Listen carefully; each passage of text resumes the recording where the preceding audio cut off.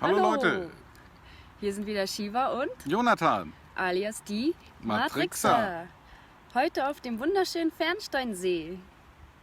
Unser heutiges Thema: Was war vor und was kommt nach der Matrix? Ein sehr spannendes Thema, wie ich finde, denn viele fragen sich, was ist eigentlich außerhalb der Matrix los? Was gibt es da zu sehen und wie ist das Leben dort? Gibt es ein Leben nach der Matrix?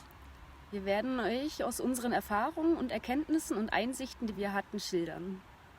Diese Einsichten haben wir mit Hilfe der Dissoziation erlangt und natürlich auch über Astralreisen, also außerkörperliche Reisen weit hinaus in die fernen Welten der Astralebenen und natürlich auch über die Träume.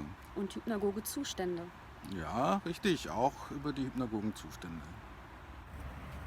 Jonathan, was kannst du uns denn erzählen, was außerhalb der Matrix ist? Hast du Hinweise oder Informationen, Erkenntnisse oder Erfahrungen, die du uns mitteilen kannst? Die Frage, was sich außerhalb der Matrix befindet, ist natürlich sehr interessant. Gibt es ein Leben nach der Matrix und wie sieht das Leben nach der Matrix aus? Danke, dass du fragst, Shiva. Die Matrix ist ja ein sehr komplexes und unglaublich großes System. Je weiter man in den Astralebenen nach oben kommt, desto mehr Bewusstheit kann man natürlich ansammeln. Letztendlich jedoch begibt man sich automatisch wieder in die Matrix, sobald man nach dem Tode auf das göttliche Licht zufliegt, sich bzw. dorthin bewegt. Es wirkt wie ein Tunnel. Das kennen ja viele aus den Nahtoderfahrungen. Und wenn man sich in diesen Tunnel begibt, dann startet der Reinkarnationszyklus von neuem, beziehungsweise stimmt man dann automatisch dem Reinkarnationszyklus weiterhin zu. Es gibt natürlich jetzt noch die Möglichkeit, die Matrix zu verlassen, indem man einen anderen Weg wählt. Dieser andere Weg führt dann außerhalb der Matrix in die multidimensionale Matrix. Das bedeutet, man verlässt die Erdmatrix, auf der ja Amnesie herrscht. Man erinnert sich nicht an seine vorherigen Leben, man weiß nicht, wer man vorher gewesen ist und man hat natürlich auch keinerlei Erinnerungen an sein wahres Selbst, das heißt, wer man wirklich ist. Und außerhalb der Matrix existiert diese Amnesie nicht. Man kann also auf jeden Planeten fliegen, den es im ganzen Universum gibt, sofern dieser nicht so aufgebaut ist wie die Erdmatrix, die ja Amnesie als Voraussetzung erforderlich macht. Und die meisten Planeten aber, die es im Universum gibt, sind beispielsweise ohne Amnesie. Das bedeutet, du kannst dort diesen Planeten besuchen, du kannst auch in andere Körper, also auf gut Deutsch gesagt, man kann auch dort in Alienkörper oder Alientiere oder alle möglichen Körper, die man sich überhaupt auf irgendeinem Planeten vorstellen kann, frei inkarnieren. Man kann dort Minuten bleiben, Stunden, Tage, Wochen, Monate, sogar Jahre, wenn man möchte.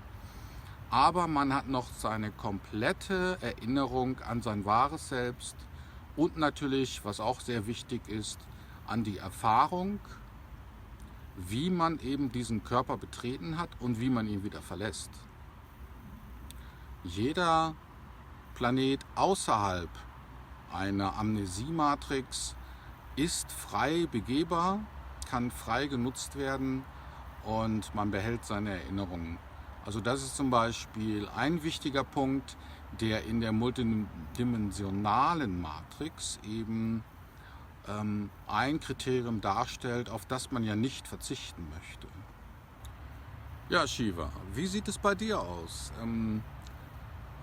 Was weißt du über die Existenz nach der Erdmatrix und welche Möglichkeiten gibt es dort noch, sich weiterzuentwickeln?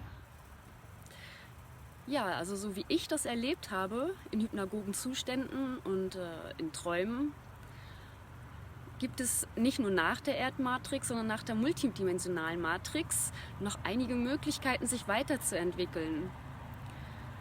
Und zwar wurde mir gezeigt, dass sobald du in die unendliche Freiheit gehst, also deine Ganzheit erreicht hast und dich an dein wahres Selbst erinnert hast und an all deine Leben und deine Selbste wieder eingesammelt hast, dann geht es praktisch eigentlich erst richtig los mit der Entwicklung. Man glaubt, sobald man die Ganzheit erreicht hat, ist man fertig, aber dem scheint es gar nicht so zu sein. Außerhalb der Matrix, also der multidimensionalen Matrix, ist es so, dass du dich in Richtung androgynes Wesen weiterentwickelst. Das heißt, irgendwann wirst du zu einem absoluten Neutrum. Deine komplette Persönlichkeit existiert dann praktisch nicht mehr. All die Erfahrungen, all die Leben, alles, was du an Informationen und Erfahrungen und Leben gesammelt hast, verschwindet. Und nichts von all dem existiert irgendwann mehr. Du bist absolut androgyn und neutral, ein Neutrum eben. Und es geht dann weiter, dass du dich so weit zurückentwickelst oder nicht zurückentwickelst, weiterentwickelst, bis du zurückgehst hin zur Urquelle, bis du wieder eins bist mit dem, was ist, mit dem Gedanke, der Gott ist.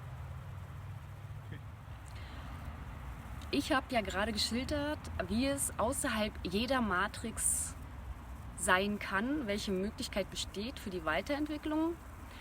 Und jetzt wird euch Jonathan noch erzählen, welche Möglichkeiten es gibt, um weiter zu spielen. Gibt es noch andere Matrizen? Und ja, Jonathan, erzähl uns doch mal dazu. Also außerhalb der Erdmatrix kommt man in die multidimensionale Matrix. Und das ist natürlich nicht die einzige multidimensionale Matrix. Die multidimensionale Matrix setzt sich also aus dem ganzen Universum zusammen. Mit den vielen Galaxien, die es gibt. Es gibt ja zig Millionen von Galaxien und Milliarden, Abermilliarden von Planeten, die man besuchen kann, in die man ohne Amnesie inkarnieren kann, in denen man Abenteuer erleben kann. Das ist also ein gigantischer Spielplatz. Viel, viel größer. Und man ist viel, viel flexibler als hier auf der Erde. Hier auf der Erde ist man ja in einem Körper gebunden und man ist hier sozusagen sehr stark eingeschränkt von seinen Fähigkeiten. Man muss sich an die Möglichkeiten des physischen Körpers anpassen und kann nicht einfach fliegen oder sich teleportieren oder was weiß ich für spannende Spiele spielen, sondern man muss sich ja schon mehr oder weniger, zumindest in der Allgemeinheit, für die Möglichkeiten nur öffnen, die einem auch hier möglich sind. Und in der multidimensionalen Matrix ist man natürlich viel freier und da ist das alles möglich. Man kann da teleportieren, man kann dort jeden Planeten aufsuchen, jede Realität. Man kann sogar in Nebenrealitäten eintauchen, die es gibt. Und immerhin kann man durchaus davon ausgehen, dass es nicht nur ein Universum gibt, sondern mehrere Universen, zig Universen. Und diese vielen Universen kann man auch noch kennenlernen. Dort herrschen vielleicht andere Gesetze, dort existieren ganz andere Wesen, ganz andere Formen. Vielleicht basiert das Ganze auch auf einer ganz anderen Materie, vielleicht ein Universum aus Antimaterie. Die Spielmöglichkeiten sind also gigantisch groß.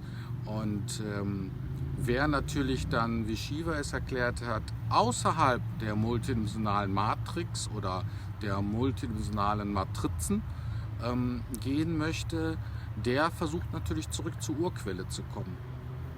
Mir persönlich erscheint das noch ein bisschen verfrüht. Also ich hätte da, glaube ich, noch kein Interesse daran. Aber die Möglichkeiten sind eben einfach zu groß. Und wenn ich schon solche Spiele spielen möchte, in einer multidimensionalen Matrix, dann natürlich ohne Amnesie und dann natürlich auch als das Selbst, das ich wirklich bin.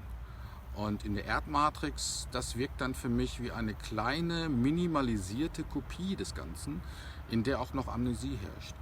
Und für mich persönlich wäre es also wesentlich attraktiver, mit meinen vorhandenen Erinnerungen mit meinen Lernerfahrungen, die ich gemacht habe und mit meinem Wissen, das ich angesammelt habe, vielleicht in all den Tausenden von Leben oder auch als ich das wahre Selbst war, was ich da alles an Erfahrung gesammelt habe, auf die wollte ich dann jetzt nicht verzichten. Und ich denke, das ist dann natürlich eine spannende Herausforderung, auch andere Universen kennenzulernen, die es noch gibt, die auf ganz anderen Gesetzen beruht und die ganz andere Möglichkeiten bieten, indem man sich entfalten, weiterentwickeln oder einfach nur Spaß haben kann und die fernen Welten erkunden kann. Ja, wie ihr seht, es gibt ein unendliches Spektrum an Möglichkeiten, die Matrix oder Nicht-Matrix zu erkunden und zu erfahren. Ihr könnt für euch ganz wertfrei entscheiden, möchte ich hier auf dem Spielplatz Erde verweilen, für 10, 20, 100 Leben, denn auch die Erde hat viel zu bieten, sie ist wunderschön. Sie hat Natur, es gibt Möglichkeiten, die es in anderen Universen nicht gibt. Zum Beispiel habe ich gesehen, es gibt ein Universum, da ist es nicht möglich, sich wirklich physisch zu berühren oder die Dinge physisch anzufassen. Und das war damals der Grund, warum dieses Universum erschaffen wurde, weil man hier die Möglichkeit hat, sich zu berühren und sich nah zu sein. Das andere Universum war ganz anders aufgebaut. Und ja, ihr könnt natürlich auch einfach raus aus der Erdmatrix und in der multidimensionalen Matrix spielen gehen. Aber damit ihr alle Matrizen erkunden könnt, müsst ihr erstmal komplett raus aus diesem System, um dann frei entscheiden zu können, was ihr am allerliebsten machen wollt, wohin ihr wollt und das ohne Amnesie in völliger Freiheit. Ja, wir haben euch jetzt einige Möglichkeiten genannt, was möglich ist außerhalb der Matrix, nach der Matrix und wieder drin in der Matrix.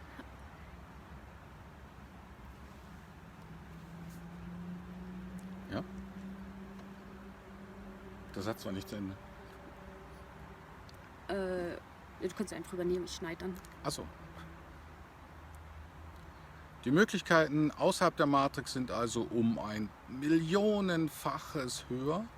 Und wir hoffen, dass wir euch da jetzt ein paar Anhaltspunkte geben konnten, damit ihr euch das so ein bisschen vorstellen könnt, wie es nach der Erdmatrix aussieht und ob das vielleicht so in eure Geschmacksrichtung ist, möchte ich mal jetzt so wertfrei sagen, und ob ihr vielleicht wirklich dann das machen möchtet oder Interesse daran habt. Und ja, Shiva. Noch ein bisschen Werbung. Besucht uns doch auf unserer Seite www.matrixer.com. Ja, wir würden uns sehr freuen, wenn ihr ab und zu mal vorbeischaut. Und wir werden natürlich auch noch viele Fragen, die an uns gestellt worden sind, in zukünftigen Videos beantworten und freuen uns schon sehr darauf. Ganz genau. Yeah. Tschüss. Tschüss.